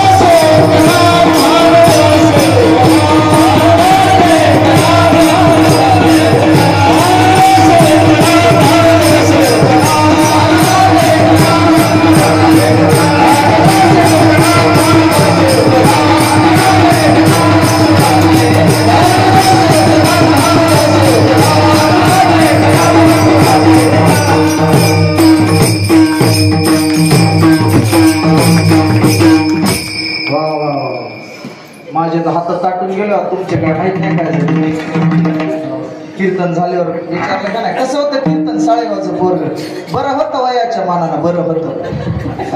1 मिनिट हात कसे ताटत आहे टाळी वाजवायला. एवढं सोपं नाही. जावे त्याच्या वंशा त्या बाप. महाराज म्हणतात कृपावंत किती दीन बहु आवडते. अशा आवडलेल्या भक्तावर परमात्मा अधिक कृपा करतो. म्हणून त्याचा स्वभाव कसा आहे महाराज म्हणतात त्यांचा भरवा हे माथा खरी योग क्षेम चिंता. आणि अशा आवडलेल्या भक्ताची योग आणि क्षेमाची चिंता वाहण्याचं काम स्वतः परमात्मा करतो. प्रत्यक्षात तो वज वाहतो. देव काय करतो? भक्ताचं वज वाहतो. शेवटचा दृष्टांत सांगून सेवा समाप्त करतो. वज वाहतो. कोण कोणाचं वज व्हायला रिकाम आहे का? पण देव वज वाहतो महाराज भक्ताचं.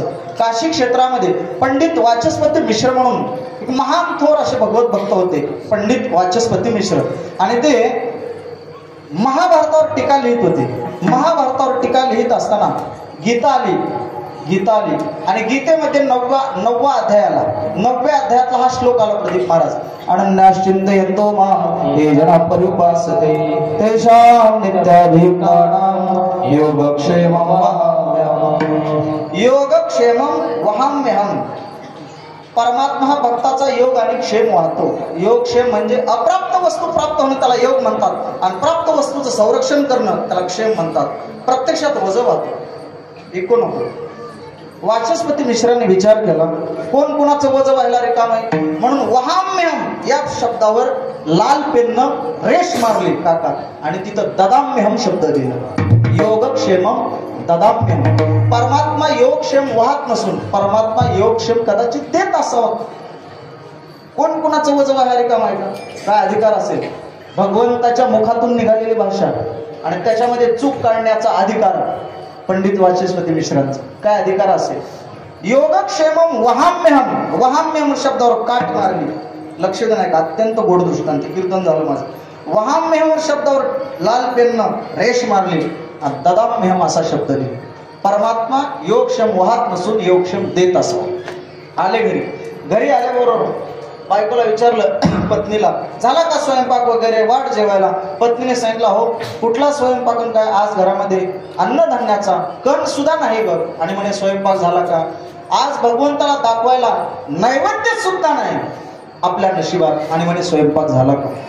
पंडित वाचस्पती मिश्र म्हणतात बरं जाऊ दे, आज आपण पाण्याचाच वैश्वदेव करू आणि भगवंताला आपण दाखवू, आणि आज आपण पाण्यावरच दिवस काढू. आपल्या जर आज प्रारब्धात अन्न नसेल, धन नसेल, अन्नमान धन हे तो प्रारब्धात येईन. प्रारब्धात नसेल तर आज आपण तसंच राहू. काय फरक पडला बघा. कधी कधी त्याच्यावर सोपून तो सगळी सोय करतो. माझा दृष्टांत आहे की त्यांचा भार वाहे माता, त्याचं ओझं वाहतो का नाही देव भक्ताचं. जाऊ द्या म्हणले, आज आपल्या प्रारब्धात अन्नच नाही तर उपाशी पोटी झोपू. आणि खांद्यावर पांचा टाकला. पंडित वाचस्पती मिश्रांनी हातामध्ये झारी घेतली आणि गंगेवर स्नानासाठी पंडितजी निघाले. स्नानासाठी गेल्यावर इकडे मध्यंतरी घटना अशी घडली. एक लहान लेकरू त्या लहान लेकराच्या डोक्यावर शिधेचं गाठोडं भरलेलं बरं का, खांद्यावर शिधा, हातामध्ये पिशवी, इकडे पिशवी, शरीराला अशी कुठे जागा शिल्लक नाही. बरोबर आहे. चैतन्य महाराज खूप छान सांगत असतात. चैतन्य महाराजच्या मुखातून ऐकलेला मी प्रसंग आहे. चातुर्मासात पंढरपूरला असतात. शरीरावर अशी जागा नाही शिल्लक की शिध्याची पिशवी तिथं अडकवलेली नाही. आणि तो शिध्याची पिशवी घेऊन तो छोटासा मुलगा पंडित वाचस्पती मिश्रांच्या घरी आला. घरी आला, हाक मारले, आई आई. पंडित वाचस्पती मिश्रांच्या धर्मपत्नी बाहेर येतात. काय रे बाळा, हा शिधा उतरून घ्या. काय म्हणतो? शिधा उतरून घ्या. त्या माऊलीला वाटलं असेल कुणी दिला असेल, हा एखाद्या दुकानात कामाला राहत असेल, किंवा याच्याजवळ आपल्या मालकाने कुणाची तरी सेवा केली असेल, पूजा अर्चा केली असेल, त्याच्याजवळ शिधा दिला असेल, असं पंडितजींच्या पत्नीला वाटलं. शिधा उतरून घेतला आणि चमत्कार असा घडला, त्याच्या गालावर कोणीतरी अमानुष जोरात अशी मारहाण केली आणि 5 वळ असे त्याच्या गालावर काका उमटलेले होते. म्हणून त्या माऊलीने विचारलं, बाळा तुला कोणी मारलं रे? एवढं मारायला नाही पाहिजे, पण तुला कोणी मारलं? कोणी मारलं? त्या मुलाने उत्तर दिलं, खरं सांगू काय खोटं सांगू? खरंच सांग बाळा, कोणी मारलं तुला? एवढं मारायला नाही पाहिजे रे. अरे काही त्याला संवेदना आहेत का नाही? लहान लेकराला एवढं मारत असतात का? सांग कोणी मारलं? त्या मुलाने उत्तर दिलं, आई या काशी क्षेत्रामध्ये एक पंडित वाचस्पती मिश्र म्हणून राहतात आणि त्या पंडितजींनीच माझ्या गालामध्ये मारली बा. त्या माऊलीला माहीतही नव्हतं की माझ्या मालकाचं नाव पुढे येईल. तिला माहीत सुद्धा नाही. येऊ दे म्हटली. लहान लेकराला एवढं मारत असतात का? काही संवेदना आहे का त्यांना? लाज वगैरे काय नको ते मनामध्ये बोललीत. कारण अंतकरण आईचे महाराज, अंतकरण आईचे. लेकुराचे हित वाहे माऊलीचे चित्त, ऐसी कळवळ्याची जाती करी लाभावी न प्रीती. लाभाशिवाय प्रेम करणारं अंतकरण ते मातेचं अंतकरण असतं. त्या मुलापासून लाभ मिळो अथवा अलाभ मिळो, सुख मिळो अथवा दुःख मिळो, निष्काम प्रेम करतं ते या जगाच्या पाठीवर फक्त आईचं पात्र असतं. अंतकरणाला पाजर फुटला. येऊ दे म्हटली, बघतेच आता त्यांच्याकडे. काय म्हटली? येऊ दे आता त्यांच्याकडे, बघतेच. काय संवेदना आहेत का? एवढ्या लहान लेकराला मारतात, साधू झाले, बघतेच त्यांच्याकडे. येऊ दे म्हटली. काय म्हटली? बघतेच. असंच आहे ना? तुमचं नाही, आपल्या सगळ्याचं संप माझ्यासाठी. हो, घरी गेले असं आपल्या कसं नव्हतं. येऊ दे आता, बघतेच त्यांच्याकडे.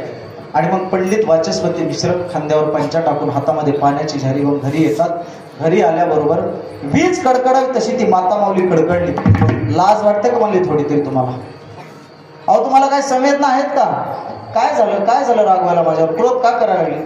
का रागवायला लागली म्हणजे? अहो लहान लेकराला एवढं मारत असतात का? कुणाला मारलं मी? कोणाला बोललो नाही, कोणाशी व्यवहार केला नाही, वाटेत जाताना बोललो नाही, चाललो नाही, थांबलो नाही, कुठे नाही. मी गंगेवर गेलो, स्नान करून आलो. तू काय म्हणायला लागली? कोणाला मारलं नाही? तुम्ही लहान लेकराला मारलं नाही? एका लहान मुलाजवळ तुम्ही शिधा पाठवून दिला नाही? अगं कोणाजवळ मी शिधा पाठवून दिला नाही, काही नाही. तू काय बोलते वेड्यासारखी? खरं सांग, घरी कोण आलतं? अहो म्हटले एक लहान मुलगा आलता घरी आणि त्याच्या डोक्यावर गाठून होतं शिध्याचं भरले. हा घ्या शिधा म्हटला. आई घरी तुमचं अन्न नाही ना, हा शिधा घ्या. महाराज विठाला विठाला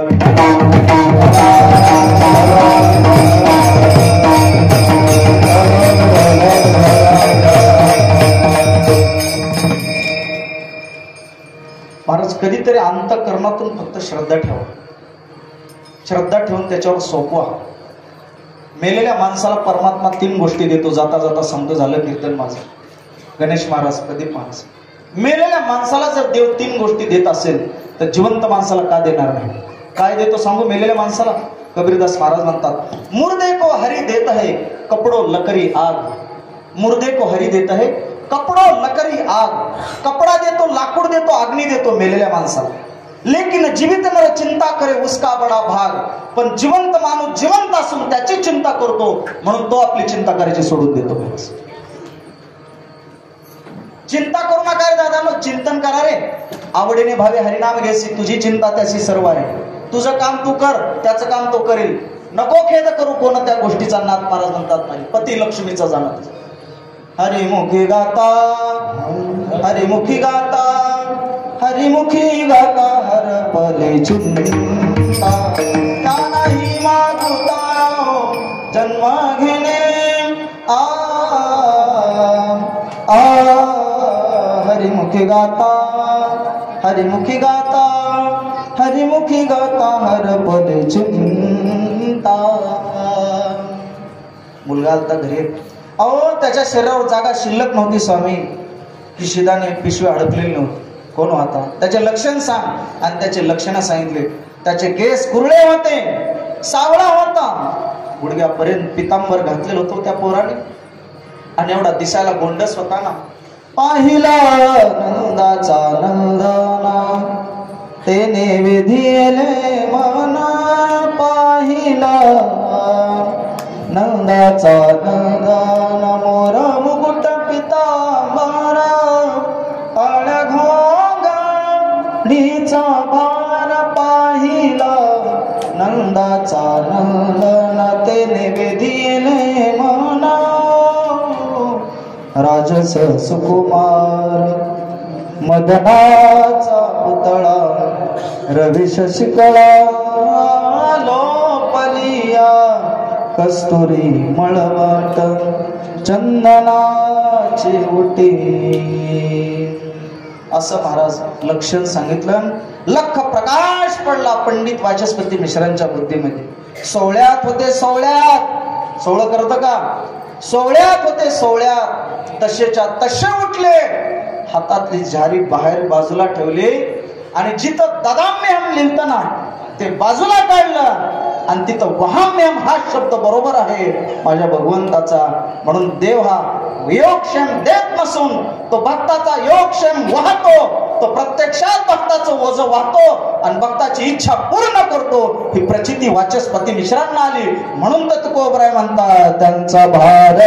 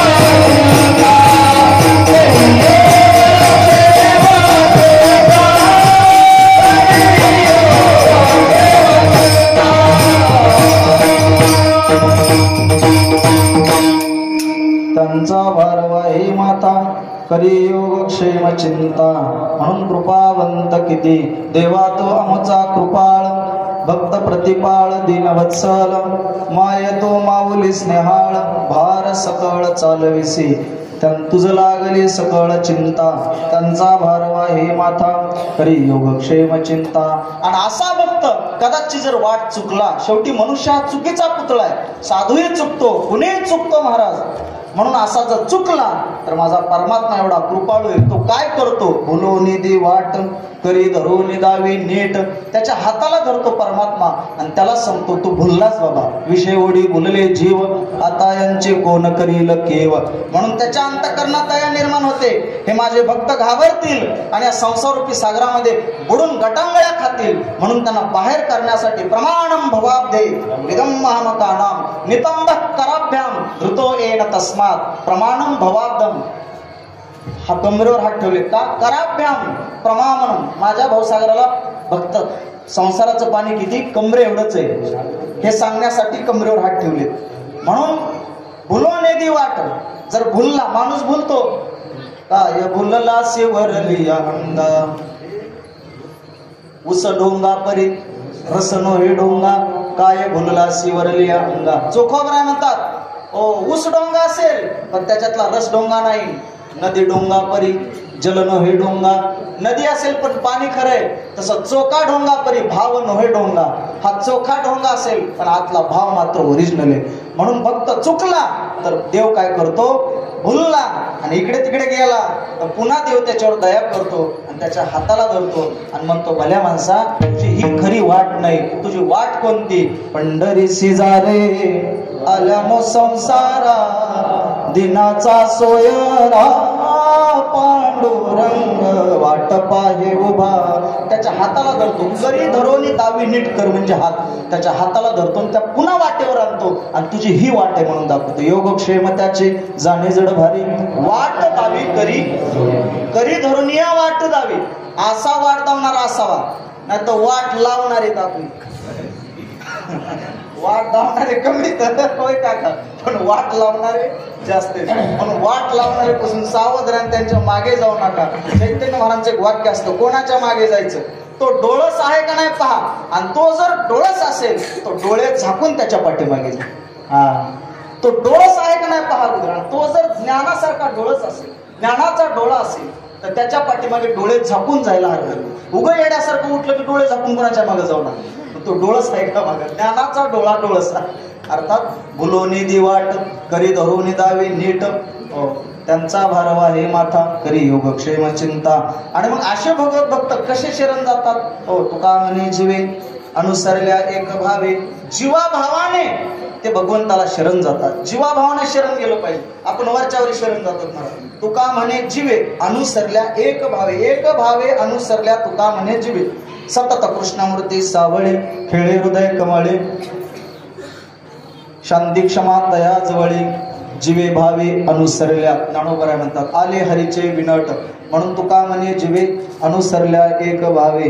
इंद्राचा पुत्र जयंत कावळ्याच्या वेशात आला, वनवासात सीता मातोश्रींच्या चरणावर चोचीने प्रहार केला. चोचीने प्रहार केला इंद्राचा पुत्र जयंत. त्याच्या पाठीमागे भगवंतांनी दरबाची काडी सोडली, बाण सोडली. वाचवण्यासाठी तो देवाकडे बापाकडे गेला. इंद्राने सांगितलं, पोरगा असलं तरी मला घेणं नाही, तू कशातही भानगडी पडशील.